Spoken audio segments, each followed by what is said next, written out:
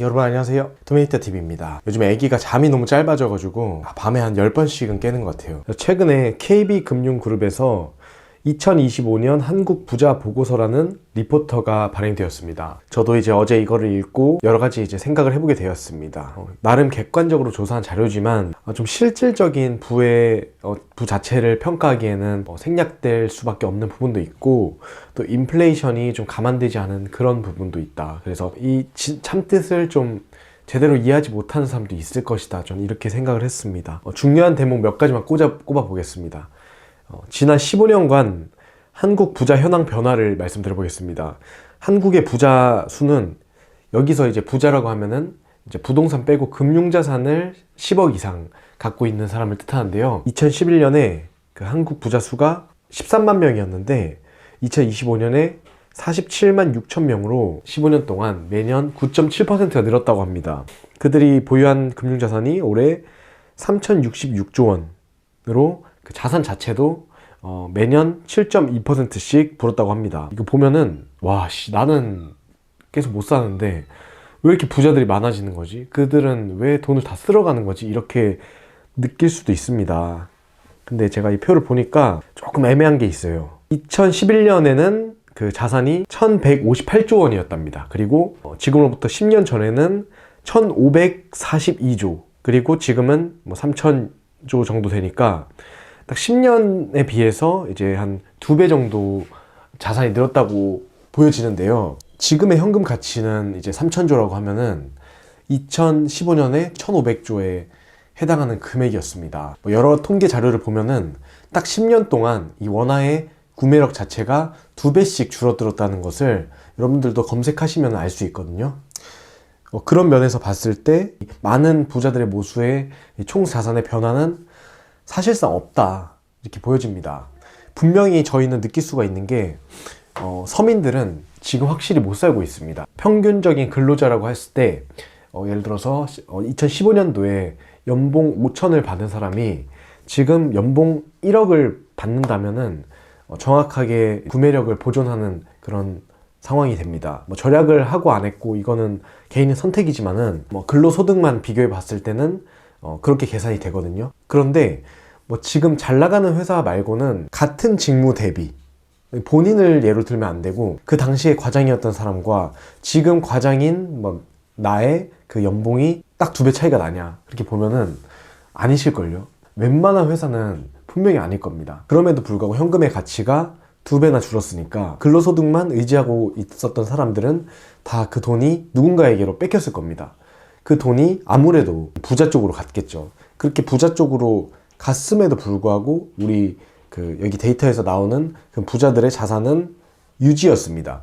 철두철미한 그 금융 지식을 보유하고 있음에도 불구하고 자산이 많이 늘기보다는 그냥 또이또이다, 이렇게 볼 수 있죠. 그럼 그 자산이 어디로 갔을까? 서민한테 갔을까? 그것도 결코 아니잖아요. 그러면은 사실상 외국으로 갔을 가능성이 높다고 생각합니다. 세상이 점점 더 양극화가 되고 있는데 그 우리나라에 있는 엄청난 부자들마저 그 자산을 지키지 못하고 그보다 더 강력한 그 해외에 있는 부자들이 그 돈을 다 쓸어갔다, 이렇게 볼 수 있을 것 같습니다. 그렇게 따지면은 우리나라의 자산 자체가 보존되지 않고 있고 좀 유출되고 있다, 이렇게 볼 수 있죠. 15년에서 25년간. 근데 그도 그럴 것이, 제 어렸을 때만 해도 지금과 비교하면은 엄청난 그 삶의 질적 차이가 있습니다. 수많은 이제 회사들이 폭발적인 성장을 거쳐오면서 그 서민들이 알게 모르게 혜택을 받고 있었던 것이죠. 그래서 저 같은 경우도 어린 시절이랑 비교하면 솔직히 고기 반찬을 되게 훨씬 더 많이 먹고 있습니다. 근데 그럼에도 불구하고 제 자산 자체가 이제 상대적으로 봤을 때 막 크게 상승한 건 아니거든요. 상대적으로는 내 부가 낮아지고 있구나, 내가 열심히 이제 경제 공부를 하고 열심히 자산을 쌓아가고 있지만 부자들의 그 자산 속도를 뛰어넘기는커녕 약간 현상 유지 그 이하로 되고 있을 가능성이 높다, 이게 대부분의 서민의 얘기일 겁니다. 이거를 보고 부자들이 이렇게 잘 사니까 우리나라도 영원할 것이다, 이렇게 생각하면은 좀 위험할 수 있어요. 특히 부동산에 있어서 우리 국가의 부가 계속 향상이 되어야 이제 부동산 자체가 가격을 받쳐줄 수 있다고 생각하는데, 그 점에 대해서 좀 다시 한번 생각해 봐야 되지 않을까, 저는 이렇게 생각하고요. 10억 이상 가진 사람들이 13만 명에서 47만 명이나 늘었으니까 부자들이 결국 팩트로 많아진 거 아니냐 이렇게 생각할 수도 있는데 자산의 가치를 보면 이게 딱 답이 나옵니다. 예를 들어서 2011년에 그 압구정 현대아파트의 가격을 보면은 22억 정도 이렇게 뜨거든요. 22억 정도였는데 지금 같은 경우는 94억으로 거의 뭐 4배 이상 뛰었죠. 압구정 현대가 이제 11년에 22억이었으니까 그냥 평균적인 강남 아파트도 한 10억 언저리였을 겁니다. 그 시점에서 봤을 때 그 13만 명은 다 그런 아파트를 살 수가 있었어요. 근데 지금 이제 갓 10억을 넘긴 사람이 강남 아파트를 살 수 있을까?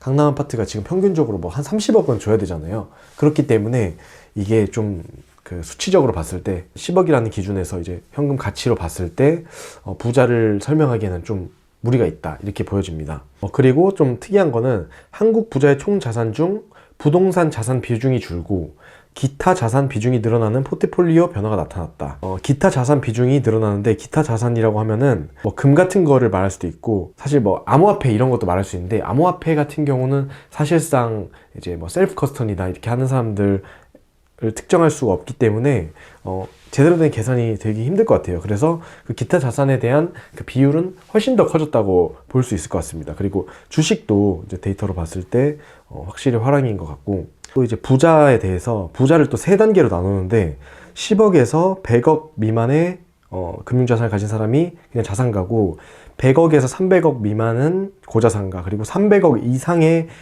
그 금융자산을 가진 사람을 초고자산가로 정의하는데요.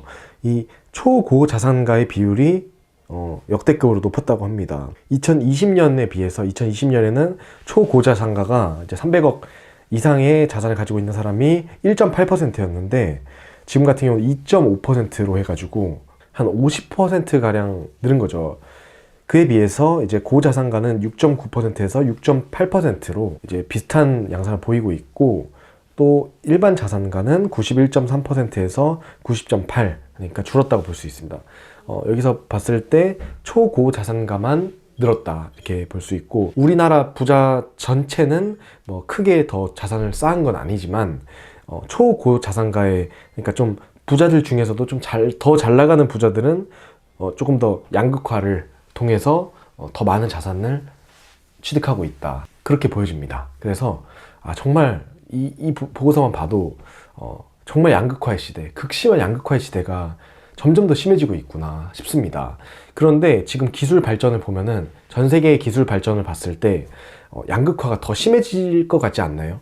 여러분이 그 사용하는 서비스 그리고 재화들을 봤을 때 저 같은 경우도 이제 생산자로서 돈을 벌려고 함에도 불구하고 이 애플 생태계를 위해서 많은 돈을 지불했습니다. 물론 저도 정말 자린고비라서 뭐 노트북도 이제 상으로 받은 걸로 쓰고 있고 그렇긴 하지만 이게 애플 생태계를 최소한으로 꾸리더라도 아주 많은 돈이 듭니다. 그리고 또 요즘에 젊은 분들 패션 보면은 이제 확실히 명품도 좀 많이 입는 것 같아요. 네. 예를 들어서 제가 이제 어렸을 때 베이프 슈프림 이런 그 브랜드의 스트릿 패션을 되게 좋아했는데 그때는 엄두가 안 났거든요. 이제 뭐 티 한두 장 이 정도 사는 게 전부였는데 요즘에는 이제 20대 초반만 돼도 그렇게 뭐 평범하게 입을 수 있는 그런 상황이 된 것 같습니다.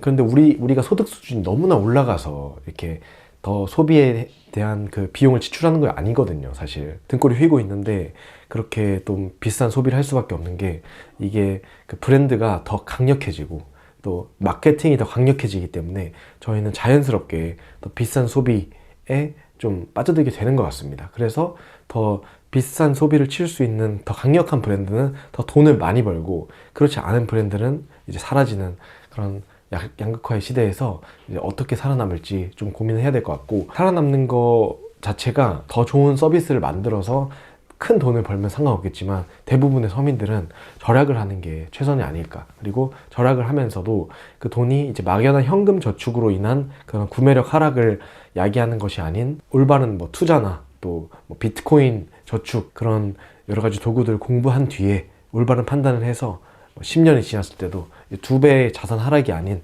그 최소한 그 부자들의 자산 그 보유량만큼 유지하길. 그래서 열심히 일한 만큼 우리가 보상을 받는 그런 그 여러분이 되셨으면 좋겠는 마음에서 이번 부자 보고서를 한번 해부해 보았습니다. 자, 이번 영상 여기서 마치겠고요. 여러분 시청해 주셔서 감사드립니다. 감사합니다.